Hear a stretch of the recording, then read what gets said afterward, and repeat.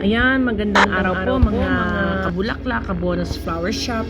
So, ngayon po nasa 5th day po tayo dito sa Coron, Palawan. So, need to take a rest po ngayon. Magla-lunch lang kami sandali, around mga 2 p.m. na po, 3 p.m. Magla-lunch lang po kami, galing po kami sa Galaan.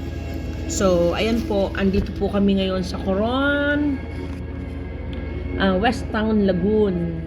So, ayan, kailangan naming mag-rest muna kasi ilang days po kaming laging nasa Galaan, nasa trip, laging nasa lake, nasa lagoon, nasa cave.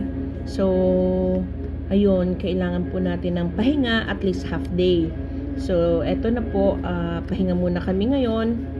5th day here in Coron. Dumating nga po kami ng ngayon dito sa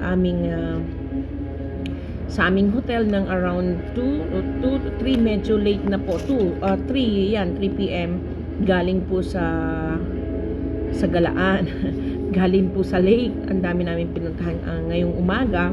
So sabi ko kailangan muna natin mag-rest dito sa hotel. So eto na po kami ngayon. So kahit papano at least half day. Ayan po. Ayan po yung magiging room namin. Yan po yung naging room namin. Ito, yan. Maganda po at maaliwalas naman. So sabi ko, kailangan talaga natin mag-rest dahil pagod na rin ang mga paa namin. Dahil sa dami ng pinuntahan namin. Kaya, ayan. Kailangan po magpahinga ni Inday. So maganda po naman dito.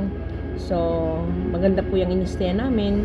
Yung Coron West Town Lagoon. So, maganda po. Kaya pahinga muna kami ngayon.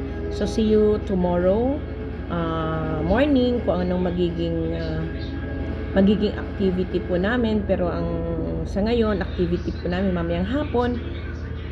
After rest siguro, mga an hour, maliligo kami sa swimming pool. Ligo muna kami dito sa pool. Enjoy muna namin yung hotel. Ayan. Iligo po kami dyan maya-maya. Thank you so much po sa lahat sa inyo. Thank you.